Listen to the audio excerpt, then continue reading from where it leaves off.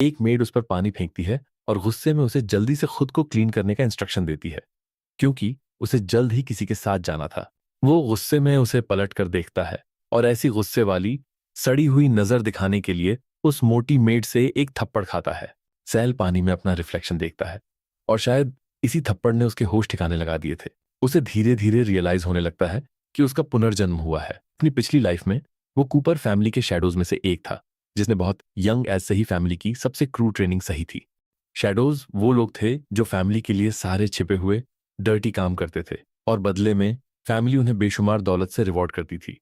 Family का नाजायज बेटा होने के नाते सैल हमेशा अपनी किस्मत बदलने के लिए मोटिवेटेड रहता था, क्योंकि उसे दूसरों से बुली किया जाता था। बिना किसी टैलेंट के पैदा होने के बावजूद उसने इसे अपना अंत मानने से इनकार कर दिया। इसके बजाय उसने इसकी भरपाई के लिए बिना रुके लगातार ट्रेनिंग की।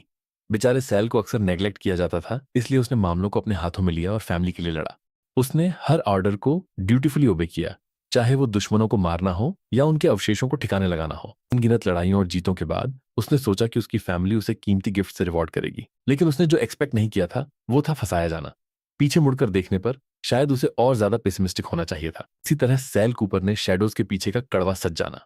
सैल को मारने से ठीक पहले उसके मास्टर ने अपने चेहरे पर एक इविल लुक के साथ उसे बताया कि जिस पल वो एक शैडो बना था उसी पल उस पर शैडो ओथ डाल दी गई थी। उसकी ग्रोथ से मिली सारी स्ट्रेंथ लगातार उसके मास्टर को ट्रांसफर होती रहेगी और उसके मास्टर को मिली हर चोट सैल को सहनी होगी। उसे दी गई ग्लोरी और रिवॉर्ड्स उसके जैसे लोगों के लिए एक चारे से ज्यादा कुछ नहीं थे। गुस्से और रेस से भरकर सैल ने अपनी आखिरी ताकत का इस्तेमाल अपने धोखेबाज अपने मास्टर पर स्ट्राइक करने के लिए किया। अपने आखिरी पलों में वो आखिरकार उस ब्लड मैजिक को समझ गया जिसने शैडो ओथ को रिवर्स कर दिया और उसके मास्टर द्वारा उससे ली गई सारी पावर वापस चुरा ली। अब अपनी इस नई लाइफ में सैल अपनी पिछली गलतियों को रिपीट न करने के लिए डिटरमाइंड है, लेकिन जैसे ही वो सोचता है उसका पेट भूख से गड़गड़ाने लगता है और उसे एक चूहा दिखाई देता है। अपनी भूख मिटाने का फैसला करते हुए वह उसे चबा जाता है, क्योंकि आखिर उसकी पिछली लाइफ में चूहे इंसानी मांस से कहीं ज्यादा डिलीशियस थे। अचानक उसे कदमों की आहट सुनाई देती है और दो यंग आदमी अंदर आते हैं जो सैल को बताते हैं कि मास्टर एलन उससे मिलना चाहता है। वे उसे पकड़ने की कोशिश करते हैं, लेकिन सैल को तुरंत रियलाइज हो जाता है कि यह उसकी पिछली लाइफ का वही मोमेंट है जब उसे एक शैडो बनने के लिए चुना गया था। हालांकि उस समय की सारी मेमोरीज गायब हो चुकी थीं। यही वो वक्त होना चाहिए जब उस पर ब्लड मैजिक कर्स लगाया गया था। बिना किसी हेजिटेशन के सैल उनमें से एक आदमी का हाथ काट लेता है और उनकी पकड़ से खुद को छुड़ा लेता है। गुस्से में वे आदमी उस पर हमला करने की कोशिश करते हैं, लेकिन सैल को अचानक अपनी पिछली लाइफ की स्पोर्ट्समैनशिप ट्रेनिंग याद आ जाती है और वो तेजी से एक आदमी का हाथ काट देता है। दूसरा डर के मारे पैरालाइज्ड हो जाता है और अपनी पैंट गीली कर देता है। ये देखकर स्टन्ड था कि ये बच्चा एक प्रो की तरह लड़ना जानता है। एक इविल स्माइल के साथ सैल जानता है कि उसके रिवेंज का टाइम आ गया है।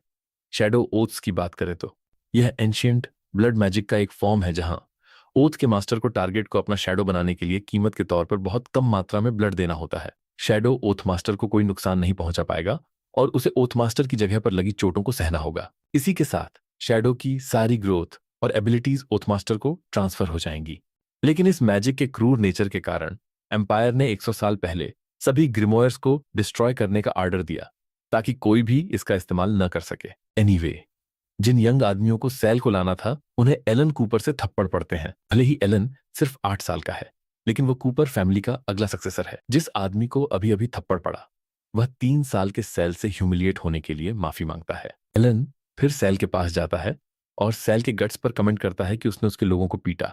कोई जवाब न मिलने पर एलन तुरंत सैल को एक डंजियन में बंद करने का ऑर्डर देता है। हालांकि इससे पहले कि ऑर्डर पूरा होता, एलन की मां हेरा कूपर उसे रोकती है और कहती है कि इस बच्चे की देखभाल करने वाला बचपन से कोई नहीं था, इसलिए उसका थोड़ा आउट ऑफ लाइन एक्ट करना पूरी तरह से नॉर्मल है। वह उसे याद दिलाती है कि एक बच्चे को पनिश करने के बजाय ओथ टेकिंग सेरेमनी पर फोकस करना ज्यादा इंपॉर्टेंट है। हेरा एलन के पास जाती है और जेंटली उसे याद दिलाती है जो उसने पहले मेंशन किया था। एलन थोड़ा हिला हुआ दिखता है, लेकिन ये सोचता रहता है कि उसकी मां ने सैल को उसका शैडो बनने के लिए क्यों चुना। वह उसे पूरी तरह से बर्बाद करने के मौके का इंतजार नहीं कर सकता।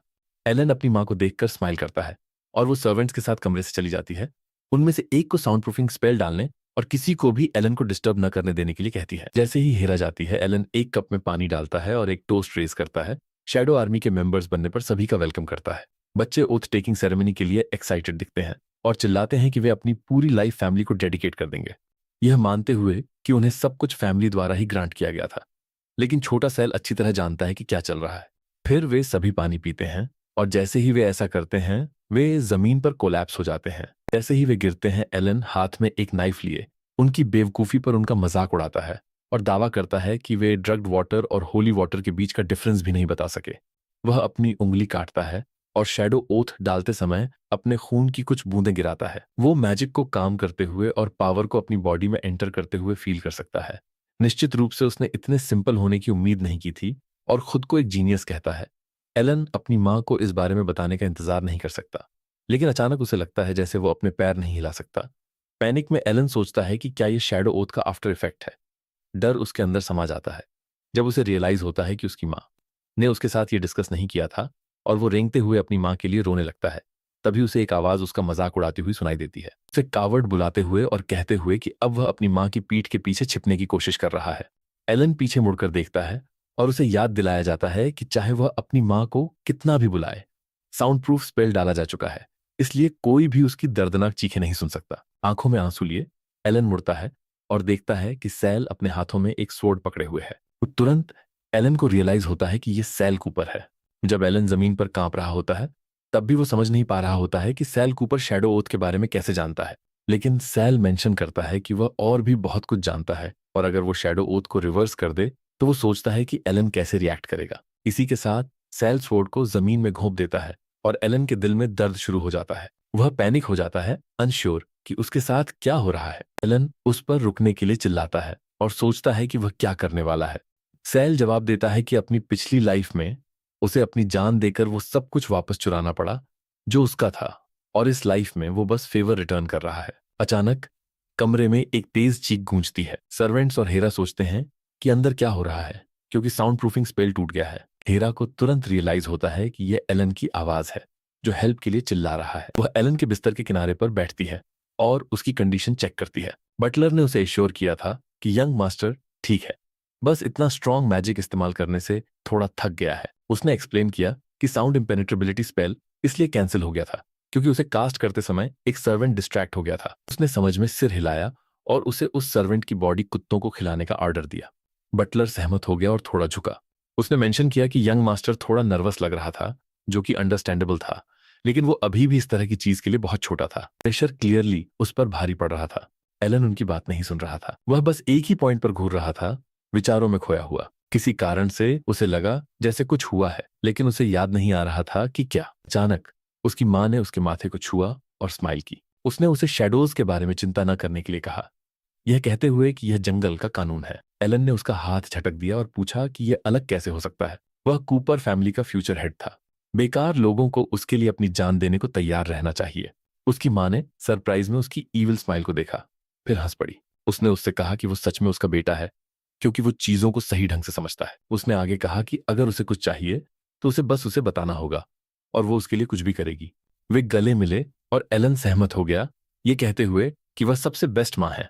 सैल खिड़की के पास खड़ा उन्हें एक स्माइल के साथ देख रहा था। उसने सोचा कि वे एक क्यूट जोड़ी हैं, एक माँ और बेटा। बस शर्म की बात यह थी कि अब से एलन कूपर उसका शैडो होगा। अपनी पिछली लाइफ में फैमिली के लिए लड़ते हुए उसने ब्लड मैजिक पर एक बुक डिस्कवर की थी। अंदर अंदर उसे एक और शैडो ओथ मिली थी। उसने खुशी खुशी इसे फैमिली के हेड को प्रेजेंट किया था, ये महसूस किए बिना कि वो पहले से ही इसके इन्फ्लुएंस में था। उसने उससे पहले बुक की स्टडी की थी और अपने नॉलेज को अपनी पिछली लाइफ के एक्सपीरियंस के साथ कंबाइन किया था।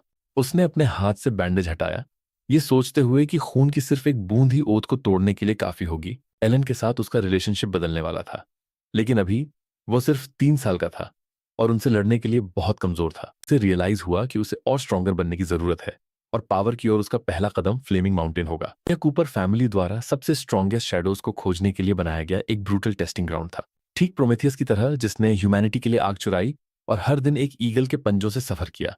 बच्चों को इस आग वाले माउंटेन पर फेंक दिया जाता था, उन्हें सरवाइव करना था, जबकि ईगल्स उनके मांस को फाड़ रहे थे। अगर वे मर भी जाते तो भी उन्हें गिव अप करने का कोई अधिकार नहीं था।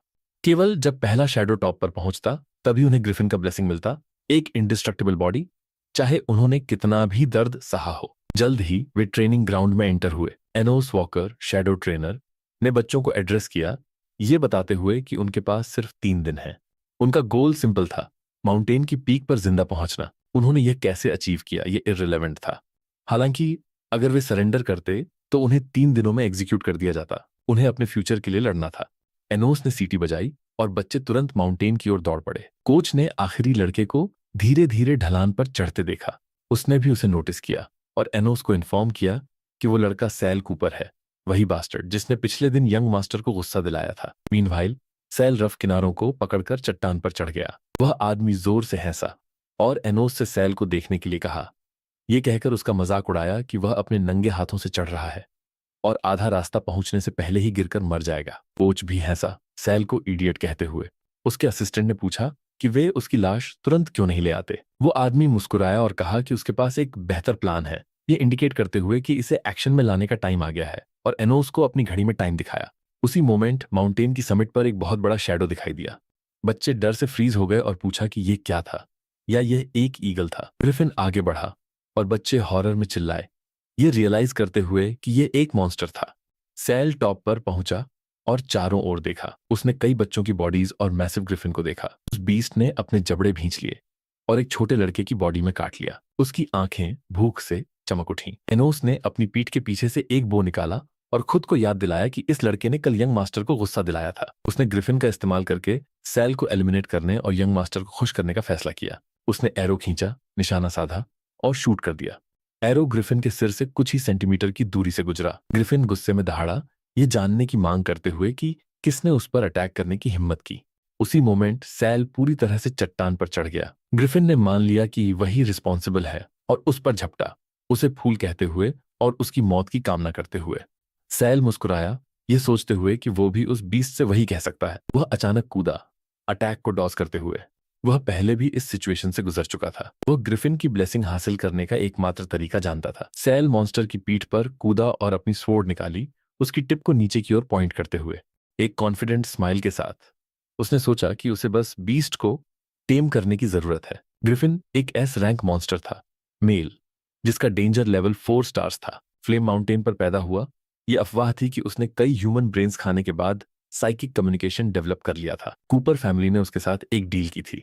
वे उसे खाना प्रोवाइड करते थे और बदले में वह शैडोज को टेस्ट करता था। जो लोग उसकी ब्लेसिंग जीतते थे उन्हें एक इंडिस्ट्रक्टिबल बॉडी मिलती थी। ग्रिफिन को सोना और ज्वेल्स पसंद थे और उसकी एक औलाद भी थी।